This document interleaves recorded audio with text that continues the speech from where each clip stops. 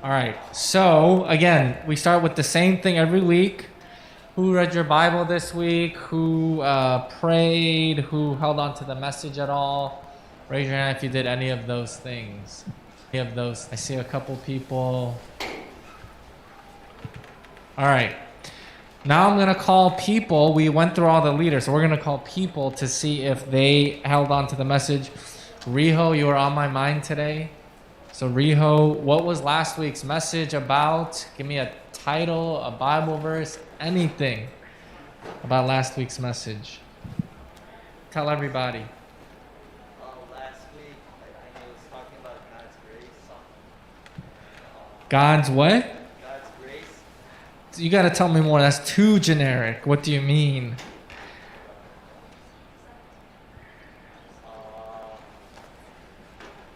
He gave the authority to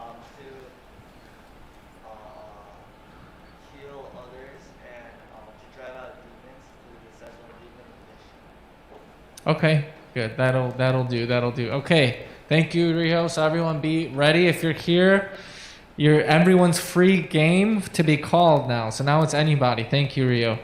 All right, some announcements for next week or just going forward. We have small groups this week. There's been some changes, so make sure you guys know who's coming in, logging in, and stuff like that. We're having our social next event March 7th. We're gonna do it at 3 o'clock again, and it's gonna be on Zoom / it's a Pictionary kind of game. So I'm excited because that's a game I'm better at than the last game. And this time, I have to announce, we're gonna have a prize, some kind of cash equivalent prize. So what that's gonna mean is we're gonna see. I said Amazon gift cards because everyone can use Amazon, but the leaders who are leading the group, it's Kiho and Cheon. They were thinking maybe ice cream gift cards or whatever. But there's gonna be gift cards involved, so I'm excited. I like free stuff. I like winning, so keep that in mind. March 7th, 3 o'clock, actual gifts, including gift cards. Okay. All right. The last thing is, guys, you guys need to get more sleep or something. I'm watching. There's half of you guys are sleeping, so try to stay awake. And I think there's a couple things I have to say about that. Number one, just sleep earlier. If you drink coffee, chew gum, whatever. I think you'll get more out of it. And I'll just be honest, I used to also fall asleep and have trouble at church and stuff. But then I realized one day that I'm wasting my own time, right? If I come here and I sleep or I don't listen or I doze off, I'm wasting my time. And that got me upset one day. I was like, what a waste of my own time. I have to drive here, I have to sit there and listen, and yet I'm getting nothing out of it. It's wasting my time. So I was like, you know what, if I'm going to come anyway, because I'm coming anyway, and for some of you guys, you're coming here anyway. You guys don't have a choice, some of you. So it's like, get something out of it. That's how I felt about it. Like, let's actually get something out of it, because otherwise, again, it's a waste of your time. And, of course, you're here to worship and serve God, but I think even on a selfish level, I really felt like, man, if I fall asleep or not listen, I'm wasting my own time. So, yeah, guys, do what you have to do. Maybe you have to sit by someone who's going to wake you up and stuff like that, but we need to do a little bit better with that. Okay, so let's get to today's message. We're going to talk about identity of the people of the covenant. We're talking about Matthew 10:16 through 33. And we talked about a lot of other verses today. I'm not going to focus too much on the other ones. I'm going to try to really stay within the Bible passage, because I think for us to keep it simple, plus, we had about 25, 30 verses today, and I think keeping it to our Bible passage will allow you guys to take something out of it, okay? Real quick question before we proceed. I need everyone to participate, so this is what we're going to say. If I asked you to come up here right now and give your life story, your life testimony, right now in front of the group, right here, raise your right hand if you would be comfortable doing that, and raise your left hand. So everyone's hand has to be raised if you would not be comfortable doing that. So right hand if you would be comfortable coming up, sharing your story, your how you met Jesus Christ. Raise your left hand if you would not be comfortable doing that. Okay, everybody, I need to see a hand raised from everybody. So I see a lot of left hands. I see a few right hands. Okay, good. The reason I wanted to do that, there's actually a statistic which I thought was so crazy that the number one fear of all people, like they did a huge survey, maybe not all people, maybe Americans, I don't know how diverse it was, but the number one fear over death, over some other fearful things was public speaking. And I think that kind of mirrors here. I would say almost everyone, maybe except for 2 people, were afraid to do that. The reason why that's relevant today, we're talking a lot about evangelization. We're talking about that again today. And so it's hard, right? It's hard. Public speaking to people you don't know, or speaking about serious topics can be really hard. But today we're going to kind of talk about why it's not us that's doing that.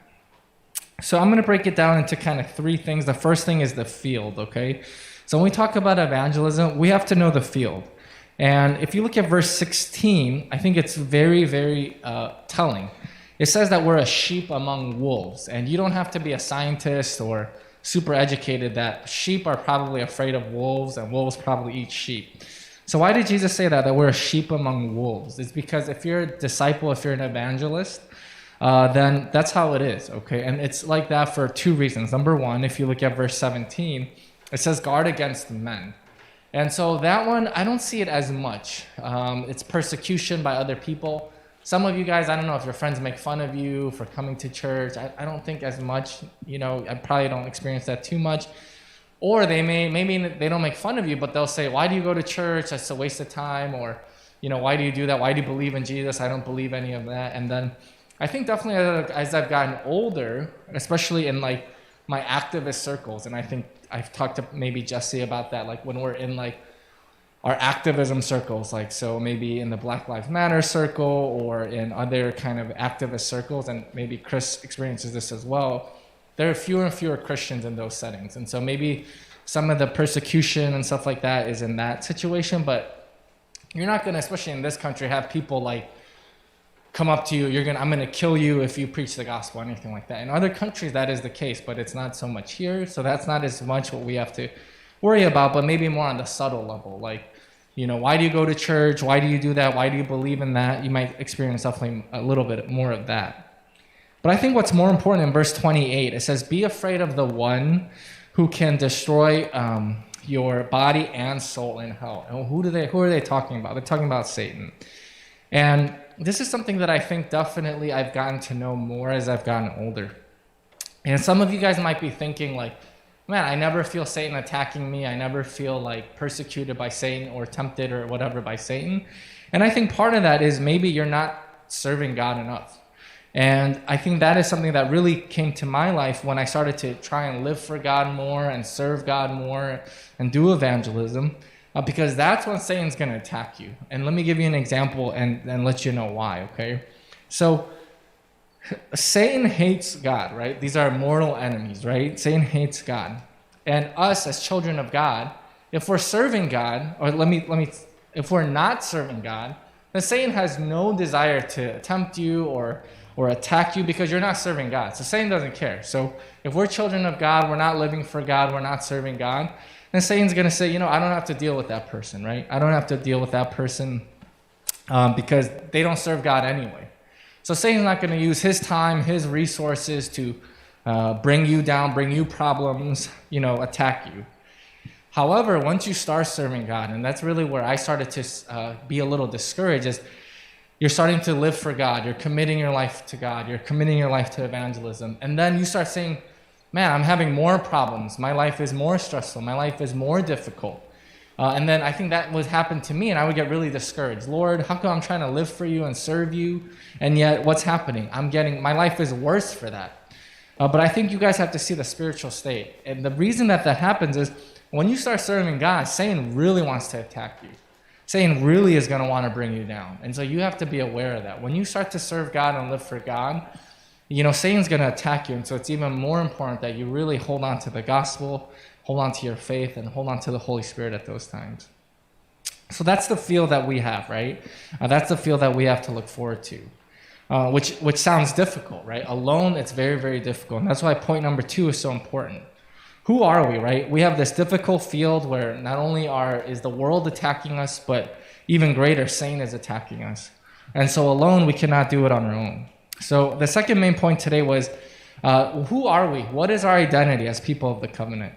And if you look at verse 29 to 31, it's really important. It says, and I'm paraphrasing a lot of these things. It says, God takes care of sparrows that are birds, right? God knows the plan of even a sparrow's life. How much more are you worth to God than a sparrow? And so that's important to hold on to, is that, when we look at the field and it's like, man, I can't overcome the world, I can't overcome Satan, hold on to verse 29 to 31, that God, who even takes care of the birds of the air, loves you so much more and will take care of you. And that's something that's really important to hold on to, because alone, we definitely can't do this on our own. And then when we talk about evangelism, this is kind of where the conclusion comes in, is that God promises us in verse 32 through 33 that if we live for Jesus Christ, if we live for evangelism, then God's going to acknowledge us when he goes to God the Father. Jesus promises that he will acknowledge us to God the Father. And so that's also really important, because sometimes it's like, man, why do I live for God? Why do I come to church? Why do I take time to pray? Why do I go to these small groups that are boring? Why do I go to these social events? I could be hanging out, I could be studying, I could be working. I know everyone here makes sacrifices. And so sometimes it's discouraging. Why do I have to do all these things? What do I get in return for this, right? But Jesus promises for those that acknowledge Jesus Christ here on earth, when it's time for us to meet God after we pass away, that Jesus will vouch for us, that Jesus will acknowledge us in front of God the Father. And that's also very important, because it's not for nothing, right? We don't just do all these things for nothing. We do all these things, and God sees these things and will bless us not only here on earth, but also in heaven. And that's something that's really important to hold on to. And then I think the last thing is, some of you guys, and that's why I asked you about speaking in front of people, because evangelism, it's not always easy. I don't think it's ever easy, to be honest. And you have to be vulnerable. You have to be, accept rejection. It's a difficult thing. But what does it say in verse 19 through 20? It says, do not be afraid, because it's not going to be you who's speaking, but it's going to be the Spirit that is within you. And so some of you guys have to realize that once you just allow yourself to do that, put yourself in those positions, that God will speak to you. And I will definitely say that the evangelism that I've done in my life, I don't have this grand plan, like, this is what I'm going to say, and if they respond this way, I'm going to talk about this, and if they ask me this question, I'm going to talk about this Bible verse. I don't have all it mapped out, but what I will do is just let the Spirit lead me. Some people need a different path. Some people need a different conversation. So I think that's really important, because I think most people, whether you're 13 years old or 27 or 28, you always are not going to feel ready. And I guarantee you that people in this room who are, in their 20s feel no less prepared than people who are in their teens. And what I mean by that is, there's never a time you're just like, I feel ready to evangelize. I know the Bible back and forth. My faith is super strong. I know that I can do this. I'm ready to go preach. Almost everyone is going to feel like, I'm not ready. I don't know the Bible enough. My faith isn't strong enough.